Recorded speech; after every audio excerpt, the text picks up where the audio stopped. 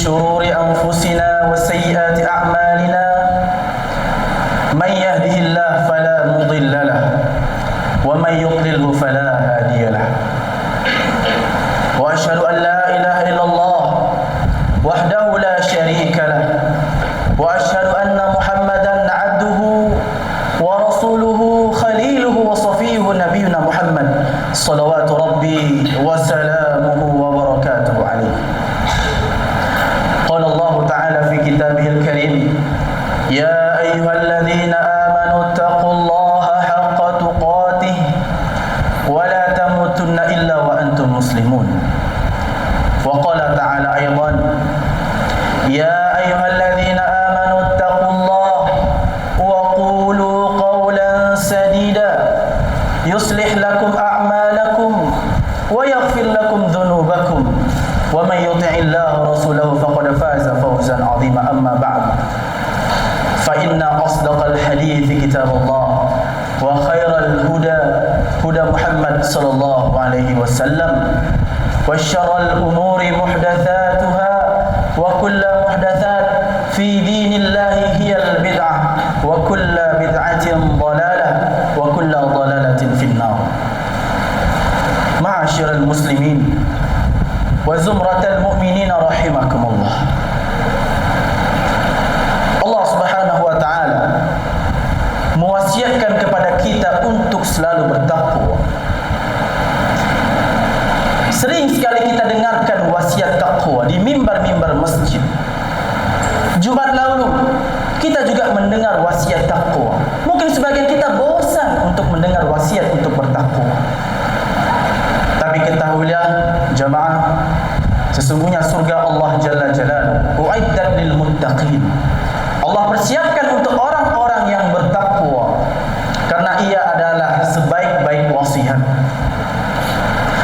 Ma'asyiral muslimin wa zumratal mu'minin rahimakumullah. Ada 3 perkara. Tatkala 3 perkara ini terkumpul dalam hati kita, maka niscaya kita akan merasakan yang namanya manisnya iman. Kita tahu bahwa madu itu manis. Kita tahu bahwasanya gula itu ada rasa manis. Begitu pula dengan iman. Di dalam keimanan terdapat yang namanya rasa manis. Rasulullah SAW mengkhabarkan, "Thalathun man kunna fihi wajada bihinna halawatal iman. Man kana Allah wa rasuluhu ahabba ilaihi mimma siwahuma." Perkara yang pertama, agar kita mendapatkan manisnya iman, kita menjadikan Allah dan Rasulnya 2 hal yang paling kita cintai. Lebih kita cintai daripada diri kita sendiri. Lebih kita cintai daripada kedua orang tua kita. Lebih kita cintai daripada keperjaan kita, duniawi kita. Mungkin ada orang yang sudah berislam 50 tahun, sudah beragama Islam 60 tahun, merasa berat dengan banyaknya syariat Allah. Hadza haram, hadza haram. Banyak sekali perkara yang haram. Tapi tatkala kita menjadikan Allah dan Rasulnya 2 hal yang paling kita cintai daripada hawa nafsu kita, daripada diri kita sendiri, niscaya semua itu akan menjadi mudah. Maka kita tanyakan pada diri kita masing-masing, ma'asyiral muslimin. Tatkala ada 2 perkara yang berselisih, yang bertembung, tidak bisa dikumpulkan, perkara ukhrawi dan perkara duniawi kita, mana yang kita dahulukan? Apakah kita mendahulukan perkara ukhrawi kita atas perkara duniawi kita, walaupun kita harus menanggung rugi? Atau sebaliknya, kita lebih memilih untuk rugi akhirat ketimbang rugi dunia? Sa'ad bin Abi Waqqas radhiyallahu taala anhu, seorang sahabat Rasulullah SAW, terkenal di kota Mekah sebagai orang yang paling berbakti kepada kedua orang tuanya. Dia masuk Islam dan keislamannya diketahui oleh ibundanya. Maka tatkala ibundanya tahu Sa'ad bin Abi Waqqas, anak yang paling ia sayangi, masuk Islam, maka ayah ibundanya mengancam, engkau tinggalkan agamanya Muhammad atau aku akan mogok makan sampai aku mati. Sampai orang-orang Mekah menuduh engkau sebagai hadza qatil ummi, ini adalah pembunuh ibunya. Maka Sa'ad bin Abi Waqqas terus merayu ibundanya untuk makan. Bahkan keluarga Sa'ad bin Abi Waqqas terus membujuk ibundanya, bahkan dibuka mulutnya dengan paksa untuk dikasih makan. Tapi ibundanya tidak mau. Maka tatkala Sa'ad bin Abi Waqqas melihat ibundanya yang tersayang dalam keadaan kritis dan tidak ada lagi kesempatan untuk dirayu, maka beliau berkata kepada ibundanya, "Ya ummah, law anna laki mi'ata nafsin wa kharajat nafsun ba'da nafsin ma taraktu dina Muhammad sallallahu alaihi wasallam." Wahai ibundaku, kalau seandainya engkau memiliki 100 jiwa, 100 nyawa, kemudian 100 nyawa itu keluar satu persatu dari tubuhmu, maka demi Allah, aku tidak akan tinggalkan agama Muhammad. Aku tidak akan tinggalkan agama Allah yang hak ini. Maka pertanyaan bagi kita jamaah, sudahkah kita menjadikan Allah dan Rasulnya sebagai dua hal yang paling kita cintai?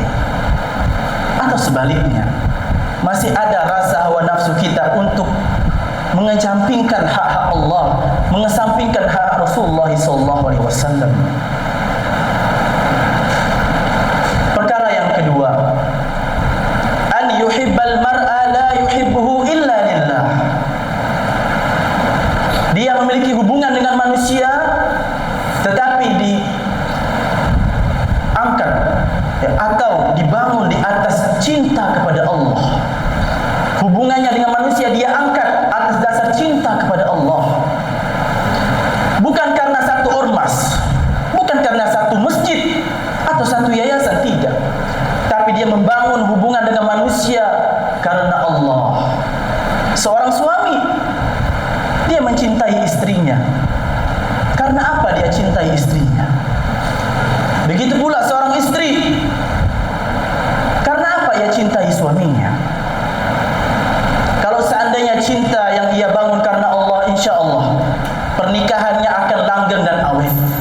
Begitu pula persahabatan yang dibangun di atas dasar cinta kepada Allah, maka akan langgeng dan awet, sebagaimana persahabatan kaum Muhajirin dan kaum Ansar.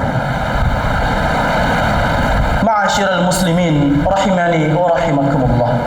Perkara yang ketiga, kalau seandainya kita ingin mendapatkan manisnya iman di dalam hati kita, yang ketiga yaitu an yakraha an ya'uda fil kufri ba'da id anqadhahu Allahu min kama yakrahu an yuqdhafa fin nar.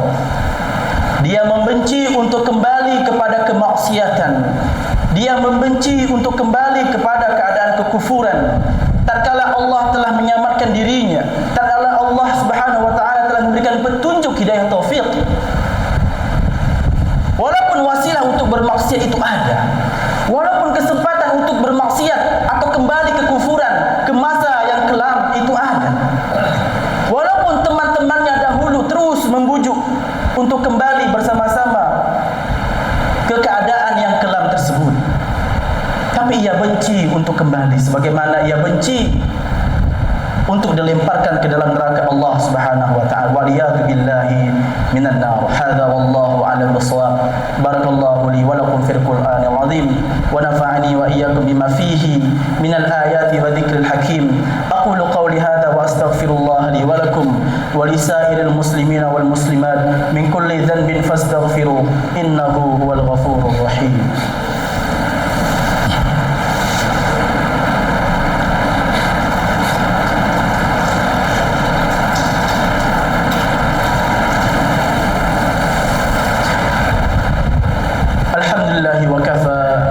Salli wa sallim ala nabiyil mustafa nabiyina Muhammad sallallahu alaihi wasallam ahlil wafa. Ma'asyiral muslimin rahimani wa rahimakumullah. Beberapa minggu yang lalu kita telah mendapatkan berita yang begitu berbahagia. Berita yang menjadikan kita kaum mukminin, kaum muslimin di dunia menjadi bahagia, yaitu kejatuhannya Bashar al-Assad la'natullah alaihi. 50 tahun lamanya kaum Sunni Ahlus Sunnah wal Jamaah dijajah dengan seorang presiden, dengan seorang pemimpin tirani yang terus membunuh Ahlus Sunnah wal Jamaah, kaum Syiah Nusairiyah. Kaum Syiah Nusairiyah merupakan Syiah yang ekstrim, yang menganggap membunuh Ahlus Sunnah merupakan bagian dari perbuatan ibadah, yang mana mereka tidak meyakini solat 5 waktu. Kalaupun mereka solat, tapi solatnya tanpa sujud. Yang meyakini tidak wajibnya untuk berhaji di Mekah pada hari ini atau beberapa hari yang lalu. Alhamdulillah, Allah Subhanahu wa taala telah karuniakan kepada kaum muslim Ahlus Sunnah menang atas pemimpin yang tirani itu. Betapa banyak kaum muslimin yang dipenjara di bawah tanah. Penjara Sediana, 150.000 kaum muslimin dipenjara di bawah tanah. Dari zaman bapaknya Hafiz al-Assad sampai anaknya Bashar al-Assad la'natullah alaihi. Maka kita harus menampakkan rasa syukur kita. Kita harus menampakkan rasa bahagia kita akan jatuhnya sesosok orang yang telah membunuh kaum muslimin, saudara-saudara kita. Syekhul Islam Ibnu Taimiyah dalam Majmu' Fatwanya mengatakan, barang siapa yang tidak berbahagia dengan apa yang membuat kaum muslimin bahagia, dan barang siapa yang tidak merasa sakit tatkala saudaranya merasa sakit, maka dipertanyakan keimanan dia. Ma'asyiral muslimin rahimakumullah. Untuk itu jangan lupa kita marilah selalu berdoa kepada Allah Jalla Jalaluhu untuk selalu memperbaiki keadaan kaum muslimin di belahan dunia manapun. Hadza wallahu a'lam bissawab. Innallaha wa malaikatahu yusholluna 'alan nabi ya ayyuhalladzina amanu shallu 'alaihi wa sallimu taslima. Allahumma shalli 'ala Muhammad wa 'ala ali Muhammad kama shallaita 'ala Ibrahim wa 'ala ali Ibrahim innaka Hamidum Majid. Allahumma barik 'ala Muhammad wa 'ala ali Muhammad kama barakta 'ala Ibrahim wa 'ala ali Ibrahim innaka Hamidum Majid. Allahumma ighfir lil muslimina wal muslimat wal mu'minina wal mu'minat al ahya'i minhum wal amwat. Rabbana la tuzigh qulubana ba'da idh hadaytana wa hab lana min ladunka rahmah innaka antal wahhab. Allahumma ansur ikhwanana al muslimina fi kulli makan, fi Palestin wa fi Syria wa fi Syam wa fi bilad al islamiyah ya rabbal alamin. Rabbana atina fid dunya hasanah wa fil akhirati hasanah wa qina adzaban nar. Walhamdulillahi rabbil alamin. Wa aqimus salah.